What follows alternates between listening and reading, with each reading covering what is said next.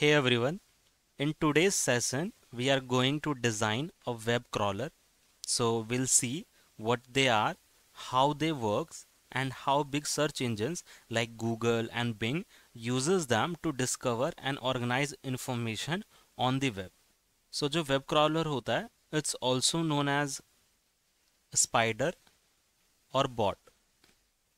Web crawler का काम होता है कि जो भी वेबसाइट्स हैं उस पे जो भी डाटा है उसको पार्स करके स्टोर करना and we can use them later for the search and analysing. So basically a web crawler is a program which automatically browses the web and collects information from the websites. So if we see the common uses of web crawlers, first is in search engines like Google and Bing uses. So search engine क्या करता है? It also uses the crawlers to extract the useful information from the website.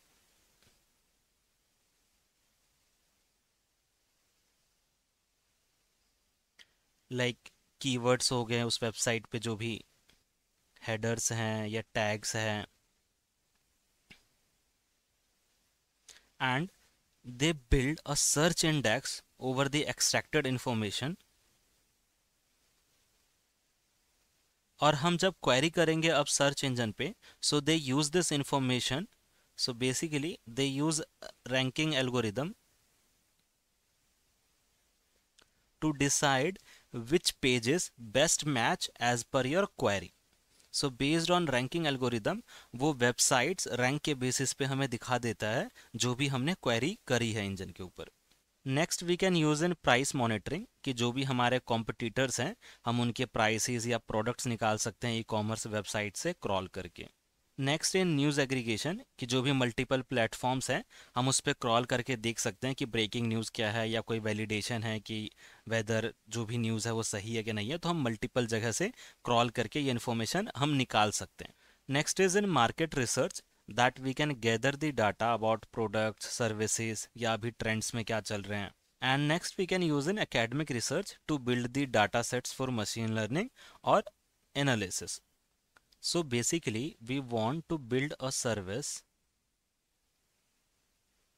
which has the capability to parse website data कि हम input में websites के link देंगे, link 1, link 2, and this service will parse the website data and store the data in a database. And website को parse करते समय अगर उसमें कोई इंटरनल लिंक भी है तो हम उसको वापस से इनपुट में देंगे एंड उस लिंक के उस पेज के डाटा को भी पार्स करके हम स्टोर कर लेंगे. एंड लेटर जो भी हमने डाटा पार्स करके स्टोर करा है will use that for the analysis and or processing. So now let's see the functional requirements that will start from seed URLs कि हम initial sets of website links देंगे जहाँ पे हमें क्रॉल करना है.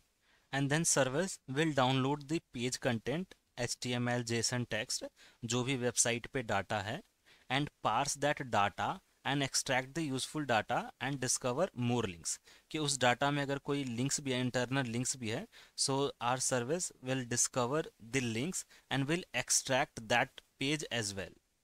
Respect website rules robots.txt and crawl delays. robots.txt एक file होती है which is placed at the root of a website. हर एक वेबसाइट पे हमें मिलती है, हर एक डोमेन पे, विच टेल्स कि हम कौन कौन से पेजेस विजिट कर सकते हैं, कि क्रॉलर को कौन कौन से पेजेस अलाउ है क्रॉल करना and which pages they can't. So we should check before sending the crawling request. And also we should follow the crawl delays कि इस पेज पे कितने देर के बाद हम वापस से रिक्वेस्ट कर सकते हैं, मतलब कि दो रिक्वेस्ट के बीच में कितना गैप, कितना डिले होना चाहिए. And service should be enough capable to avoid visiting the same pages twice. And after successfully parsing service should store the content as well as the meta data and provide logs and metrics for monitoring.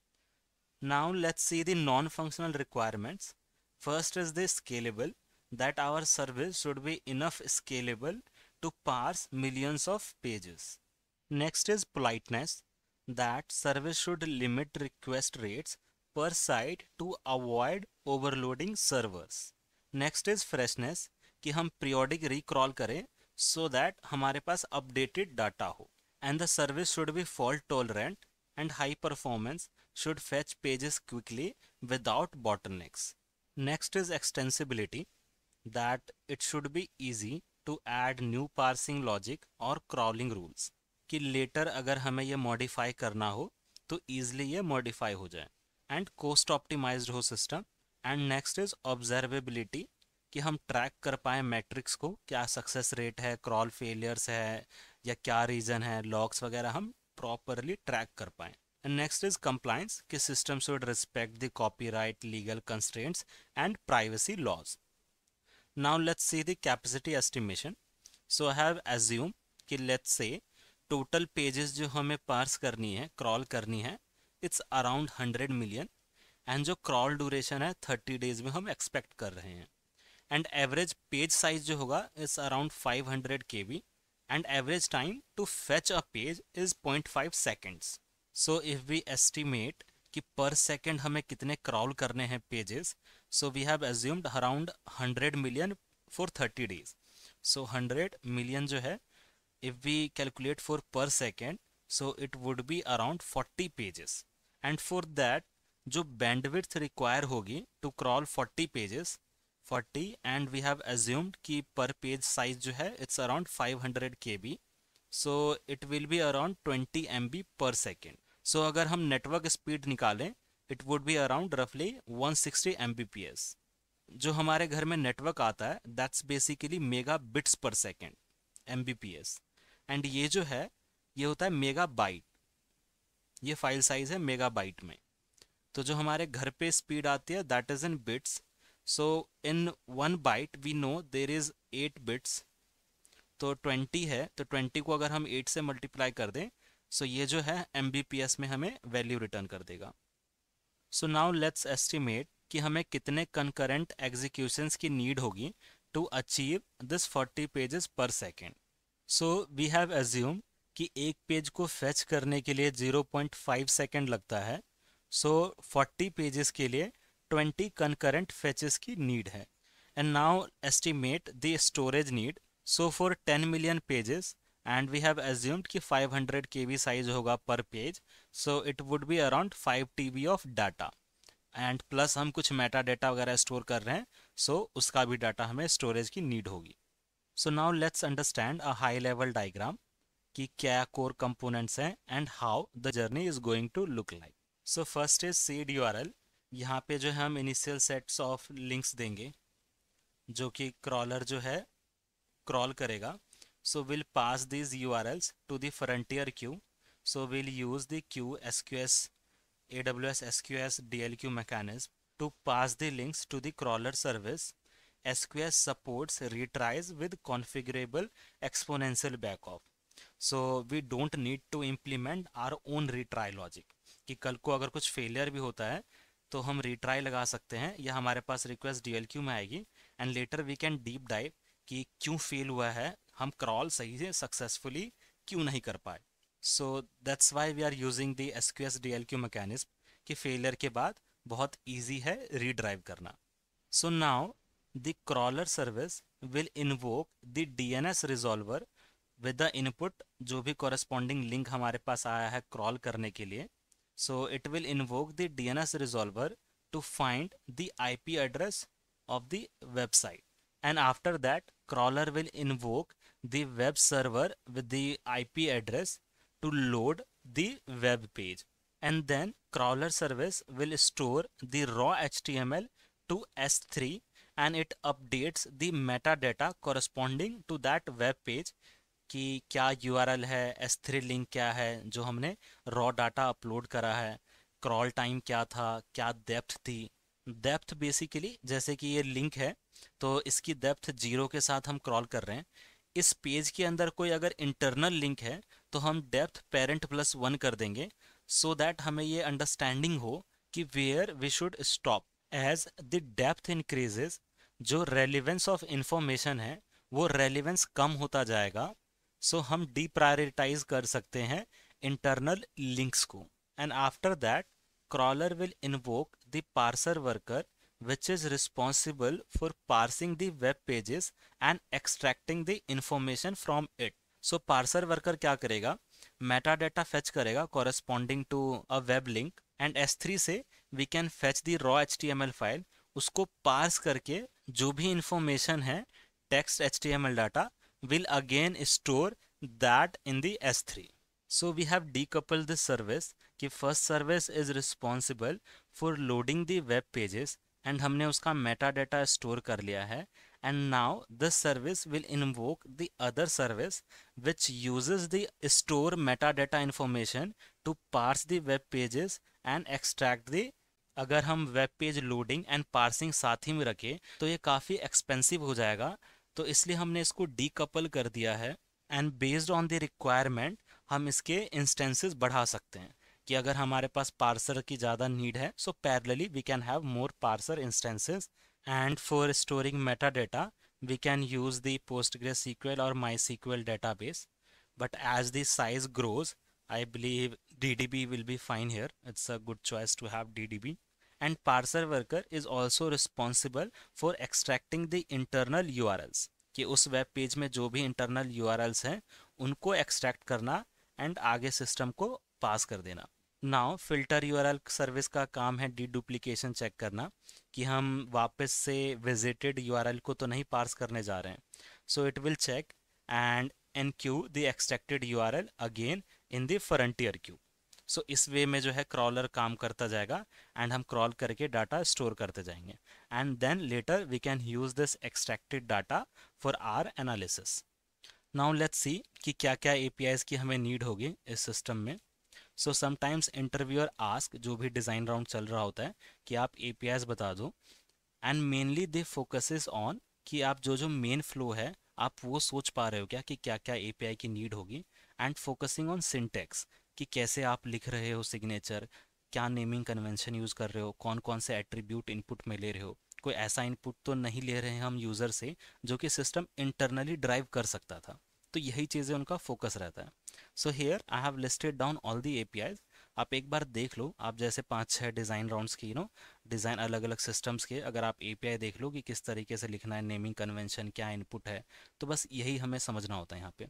So I have listed down some of the APIs कि for crawl job start करने के लिए we have given some seed URLs, initial set of URLs with a depth limit, या कोई config अगर देना है हमें कितने डिले के बाद, and in output will return the job ID and initial status, क्योंकि एसिंक फॉर्म में हमने इसको बना रखा है. सिमिलरली हमने ये जॉब स्टार्ट करा है तो हमारे पास एक API होना चाहिए जो कि corresponding to this job ID हम उसका स्टेटस फेच कर पाए कि क्या प्रोग्रेस है अभी. And next we have a post API to push the URL in the frontier queue with a depth initially 0. Next, in the URL fetching cycle, we have an API for fetching robots.txt file corresponding to a domain, and we can cache this file क्योंकि mainly जो robots.txt file होती है वो बहुत frequent change नहीं होती है, so we can cache it also. And next API to enable the politeness we can have a rate limit corresponding to a domain. हम चेक कर सकते हैं कि लास्ट इस डोमेन के कॉरेस्पॉन्डिंग कॉल कब लगी थी और कितने डिले के बाद हमें लगाना चाहिए. Next we have get API for fetching the web page corresponding to the URL. So here for page processing and storage, I have listed down some of the APIs. You can note it down. So next go to, and next for job monitoring and completion कि क्या crawl status है, तो we have a get API for that job ID जो हमने initial जब crawl start कर रहे थे तो हमें job ID response में मिला था. सो हम चेक कर सकते हैं by using this API crawl metrics के लिए stop और to mark a job complete we have a post API. तो ये हम एक बार देख सकते हैं इन सब चीज़ों को, ठीक है. So now let's understand that how we'll design a crawler that respects politeness guidelines and robots.txt restrictions. Politeness का मतलब है कि जो हम सर्वर पे रिक्वेस्ट डाल रहे हैं, दो सक्सेसिव रिक्वेस्ट के बीच में there should be proper gap. So being polite means avoiding excessive load on a website server, कि ऐसा ना हो कि हमारे जो क्रॉलर्स हैं, क्योंकि हमारे पास मल्टीपल क्रॉलर्स इंस्टेंस होंगे, तो ऐसा ना हो कि हम वेबसाइट्स पे इतने रिक्वेस्ट कर दें कि उनका जो वेबसाइट है उनका ही भट्ठा बैठ जाए. And crawler should obey robots.txt restrictions. So corresponding to a domain हमारे पास एक robots.txt फाइल होती है and we should obey that restriction. So if I show you So here if we see, we have robots.txt file of the Wikipedia site. So here if you see, this user agent इस crawler को disallow कर रखा है. So robots.txt file एक restriction file होती है जहाँ पे ये बताया होता है कि कौन कौन से पेज को आप क्रॉल कर सकते हो, कौन कौन से पेजेस को क्रॉल करना अलाउ नहीं है, और दो सक्सेसिव रिक्वेस्ट के बीच में कितना डिले होना चाहिए. So if I find crawl delay, so here you can see for this user agent there is a crawl delay, there should be a crawl delay of 5 seconds. So crawler should obey this robots.txt restrictions file. So इस form में जो होता है robots.txt file exist करती है कि user agent crawler ID होती है, allow disallow and crawl delay, कि दो सक्सेसिव रिक्वेस्ट के बीच में इतना सेकंड्स का गैप होना चाहिए. सो द बॉट जो क्रॉलिंग है should check the robots file before starting crawling. So for each domain we should fetch the robot.txt file and we can store that file internally in the DB as well in the cache to keep track कि क्या क्या path disallow है और क्या crawl delay की value है to make next crawling request. So जब भी हमारे पास कोई request आएगा to crawl, we'll check in the DB कि corresponding to that domain do we have robots.txt file. If yes, so we'll use that and we'll validate first. If not, so we'll call the robots.txt root host to fetch the file first. ठीक है. And after validating, if crawling is disallow, so we should skip it. और अगर allow है तो हम delay भी check करेंगे कि ऐसा ना हो कि हम एक्सेसिव लोड या टू फ्रीक्वेंट लोड हम उस वेब सर्वर पे रिक्वेस्ट कर रहे हो. सो हम मेटा डेटा के अंदर लास्ट क्रॉल टाइम रख सकते हैं एंड हम चेक कर लेंगे कि लास्ट क्रॉल टाइम में और अभी के करंट क्रॉल टाइम में अगर उसका गैप जो है क्रॉल डिले की वैल्यू से कम है तो will again push that request in the queue with the delay updated value, कि इतने देर के बाद वापस से हमने विद डिले वैल्यू हमने क्यू में वो नोटिफिकेशन पुश कर दिया एंड आफ्टर दैट डिले जो भी हमने 5 या 10 सेकेंड ऐड करा होगा तो उसके बाद ये जो है रिक्वेस्ट अवेलेबल हो जाएगा to crawl again. And we can also implement rate limiting on our side, कि हर डोमेन पे based on the threshold value जो हम डिसाइड करेंगे कि we can have rate limiting, कि अगर क्रॉल डिले है तो देन इट्स फाइन जो भी 5 या 10 सेकेंड दे रखा है. अदरवाइज वी कैन हैव और डिफाइन अ थ्रेशोल्ड वैल्यू कि हम पर सेकेंड इतने से ज़्यादा रिक्वेस्ट किसी भी डोमेन पे नहीं करेंगे. So we'll have multiple instances of crawlers. So how we'll handle the collision, कि ऐसा ना हो कि multiple crawlers instance सेम ही वेब सर्वर को simultaneously हिट कर दें, इससे जो वेब सर्वर है वो डाउन हो जाएगा. So we understood that we'll maintain a last crawl time in the metadata, और in Redis हमें centralized way में करना होगा so that multiple crawlers instance access the same value. सो हम मेटा डेटा में ये स्टोर कर सकते हैं कि कॉरेस्पॉन्डिंग टू अ डोमेन की लास्ट क्रॉलिंग कब हुई थी, एंड नाउ जब वापस से रिक्वेस्ट आ रही है ये जो गैप है it should be greater than crawl delay value which we got from the robots.txt file. If this satisfied the condition then only will allow the next call, otherwise will push back that URL again in the queue with the delay value, so that ये वापस से इस delay delta के बाद ही process हो.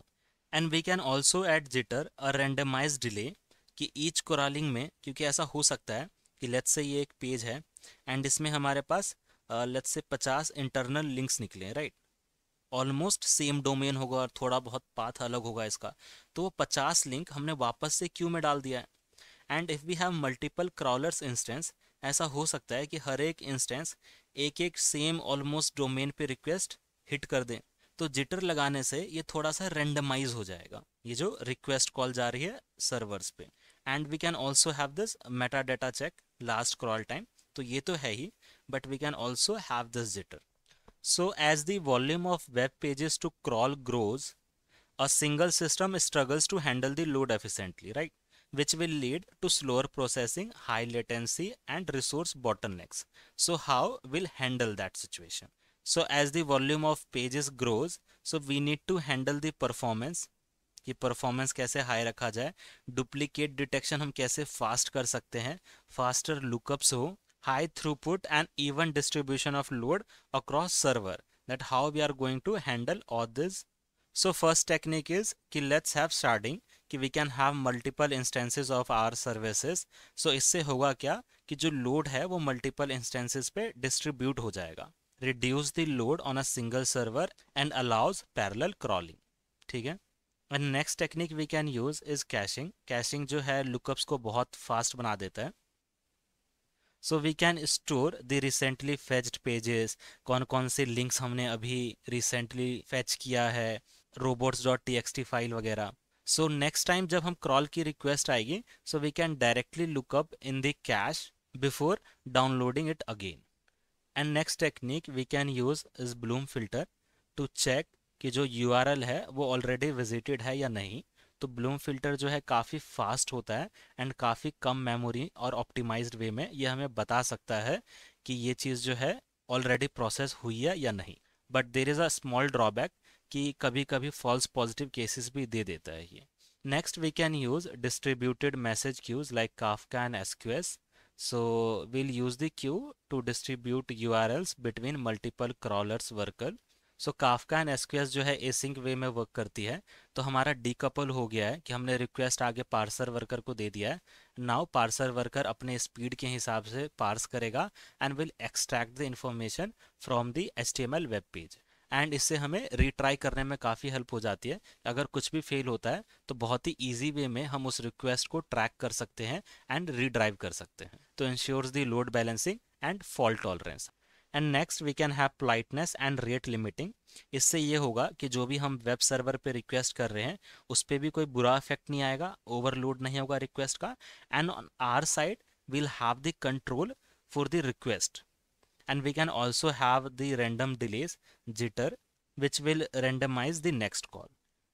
Next is content deduplication, that how we are going to make ensure कि जो हमारा crawler service है कि जो भी लिंक को हम क्रॉल कर रहे हैं वो यूनिक हो, हम बार बार डुप्लीकेट लिंक पे ही क्रॉल ना कर रहे हो, या मल्टीपल जो थोड़ा बहुत पाथ चेंज होता है बट इंफॉर्मेशन इनसाइड सेम ही होती है वेब पेजेस की.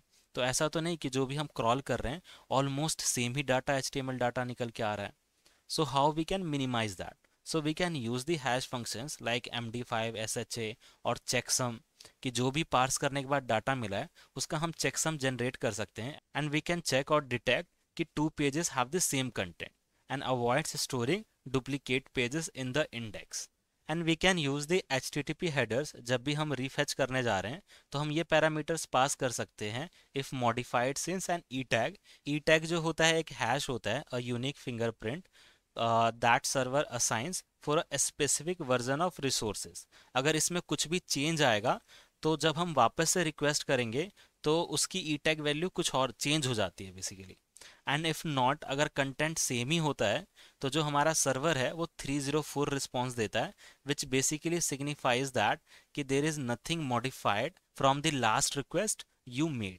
सो we can skip the downloading. So we can save the bandwidth and parsing cost. So let's see how it works. So whenever we make a request to a web page, web server, so it returns a content as well as the e tag, a unique hash value for the content. Next time जब हम वापस से fetch करेंगे, so we'll send this e tag value and the server check. अगर कुछ भी modify नहीं हुआ है, so again जो e tag की value होगी वो same होगी and in response we'll get 304 which signifies कि बॉडी में there is no change, data में कोई चेंज नहीं है. So we can skip the downloading. और इफ नॉट देन अगेन हमारे पास रिस्पॉन्स 200 आएगा with new content in the body and new E tag value. And next we can have a scheduler which is responsible for calculating the priority. कि जो भी हम internal links हम निकाल रहे थे उसको डायरेक्टली हम क्यू में पुश कर रहे थे, फ्रंटियर क्यू में. Instead of that we can have a service, scheduler service, which is responsible for scheduling और prioritizing all the links for crawling. कि कोई सीड पेज या इनिशियल होम पेज है तो उसकी प्रायोरिटी ज़्यादा होगी. कोई न्यू या रिसेंटली अपडेटेड पेजेस है या कोई न्यूज़ रिलेटेड पेजेस है तो उसकी प्रायोरिटी हम ज़्यादा रखेंगे. और अगर डेप्थ ज़्यादा हो गई है, डीपली नेस्टेड पेजेस हैं, तो हम उसकी प्रायोरिटी कम कर देंगे. क्योंकि जैसे जैसे डेप्थ बढ़ती जाती है वैसे वैसे डाटा इन्फॉर्मेशन की जो रेलिवेंस है वो कम हो जाती है. and based on crawl delay or robots.txt file, this scheduler will responsible for maintaining or scheduling the priority of the links कि कौन सा अब next crawl होगा. So here we can have a scheduler which is responsible for scheduling or setting the priorities of the links, सारे links की priority, and we can have the DNA cache, rate limiter here, and here we can also have the parsing queue so that दोनों जो है decouple हो गया है and parsing speed के irrespective crawler service work करेगा and based on जो भी request है parsing की based on that हम parser workers के instances बढ़ा या कम कर सकते हैं. And for the filtration of URL कि already visited URL है कि नहीं है, we can use the Redis और Bloom filter technique to check कि URL visited है या नहीं. And here parser worker can implement a hashing or checksum to check the do duplication of the content before storing it again in the S3. So by doing sharding, using cache, Bloom filter, rate limiting, and checking the do duplication by generating hash or checksum, and using Kafka or SQS way, we can make our service more scalable. So now let's see another problem, that suppose we are crawling on one page and it has 100 internal links from the same domain. थोड़ा थोड़ा path change होता है, right?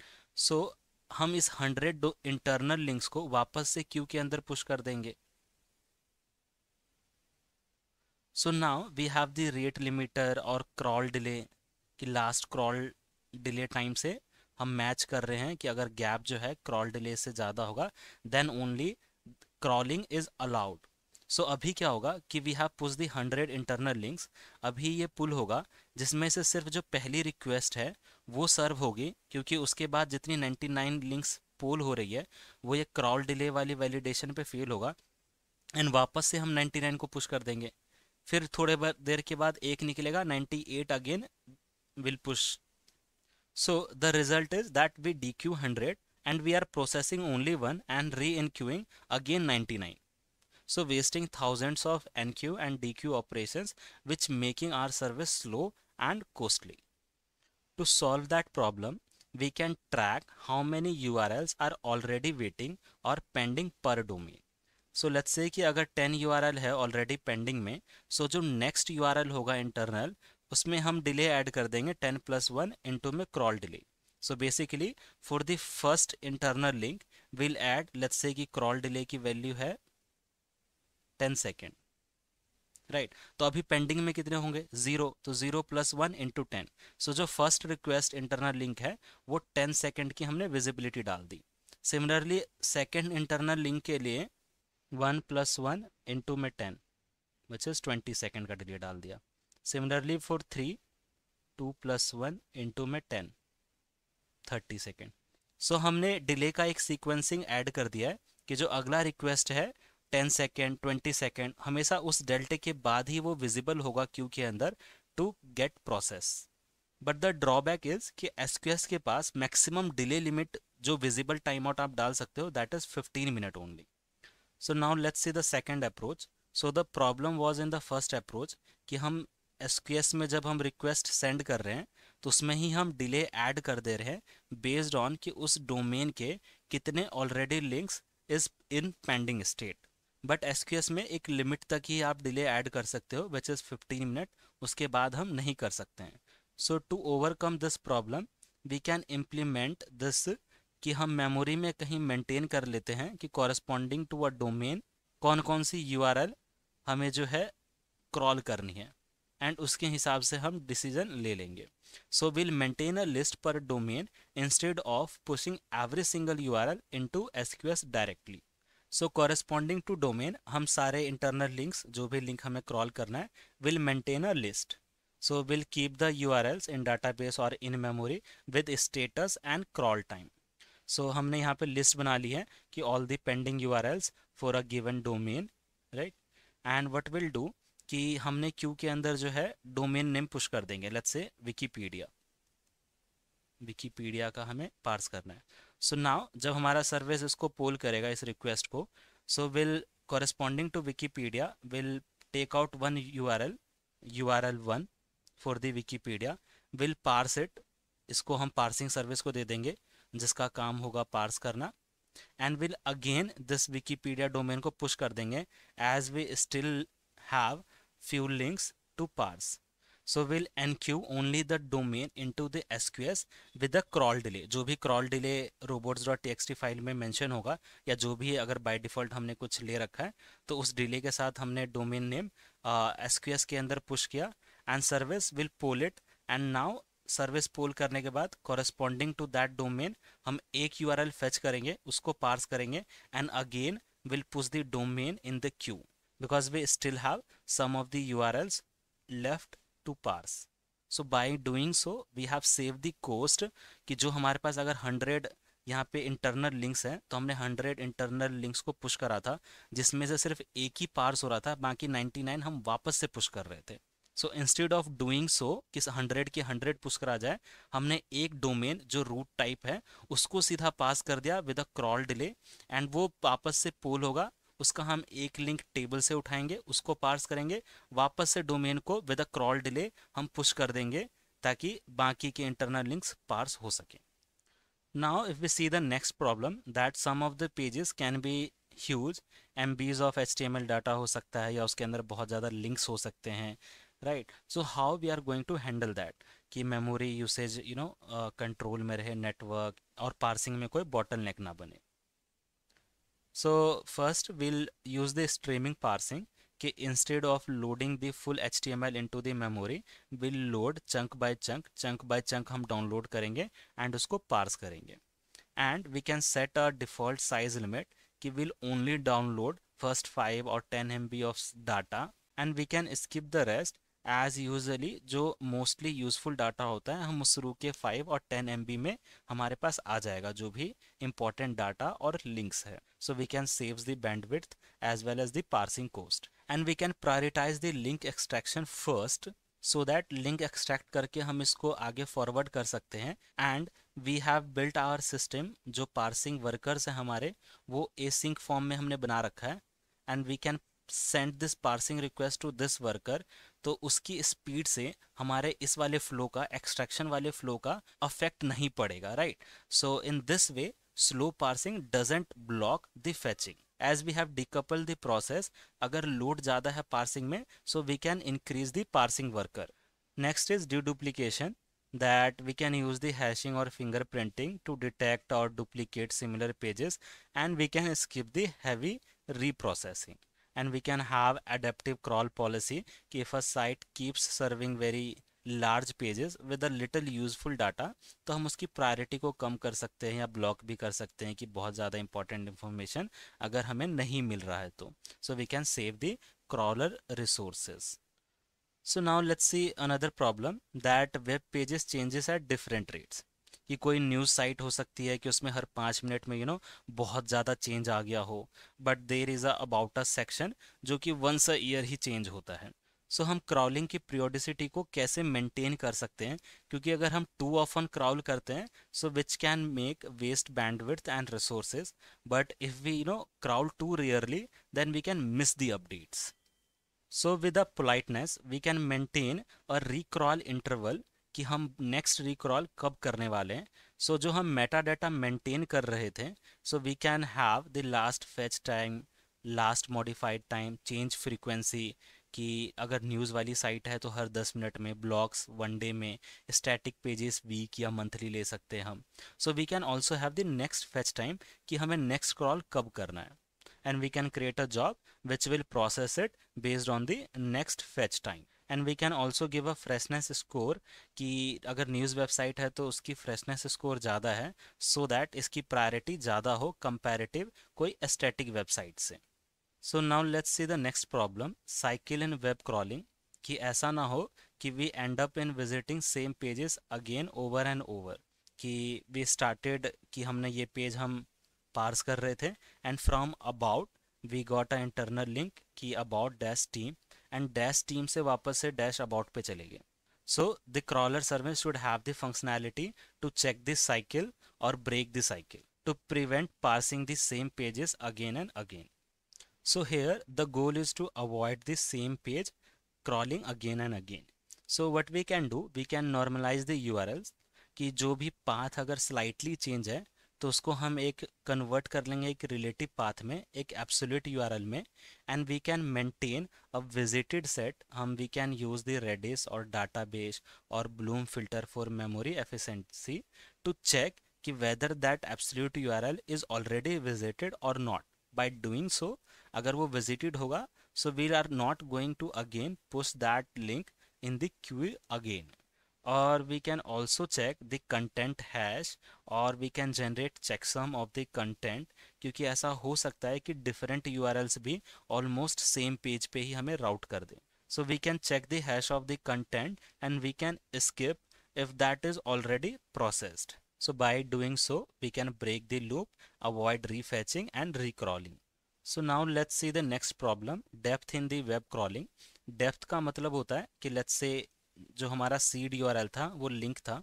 From this page we got a internal link, link 1. तो इसकी depth हुई 1 क्योंकि ये parent से एक डिस्टेंस पर है. And while parsing this page we got another internal link, link 2. सो इसकी डेप्थ हुई 2. So as the depth grows, जो रेलिवेंस होता है डाटा का वो कम होता जाता है. सो ये जो है हमें कभी ना कभी तो ब्रेक करना पड़ेगा, राइट? क्योंकि ऐसे तो लिंक, इंटरनल लिंक मिलते रहेंगे, so on and so on. So at somewhere we need to break. So we can set the limit that the crawler how much deep it can go from the starting point. So let's say कि अगर हम depth 3 set कर रहे हैं तो जो भी हमारा URL होगा, parent URL, seed URL, उसको पार्स करते समय हमें मिला एक internal URL, URL 1 and URL 2. तो इसकी डेप्थ हुई 1 2 3. तो while parsing this page हमें जो भी internal URLs मिलेंगे हम उसको पार्स नहीं करेंगे क्योंकि उसकी डेप्थ ग्रेटर देन 3 है. सो जब भी हम यूआरएल को क्यू के अंदर पुश कर रहे हैं तो will pass the depth as well in the request parent depth plus 1. And if that depth value is greater than the maximum depth value, so will skip the parsing और will not push that URL into the queue. And we can prioritize the shallow pages first, कि using BFS, breadth first search technique, will cover the nearby pages or nearby links first instead of going to deeper pages. Because जैसे जैसे हम दूर जाते जाएंगे data का जो relevance है वो कम होता जाता है. सो इसलिए हम BFS बेस्ड में सर्च करेंगे. So this ensures you get broad coverage before going deep. So by limiting the depth, we can avoid wasting time on irrelevant deep pages and ensure the balanced and efficient crawling.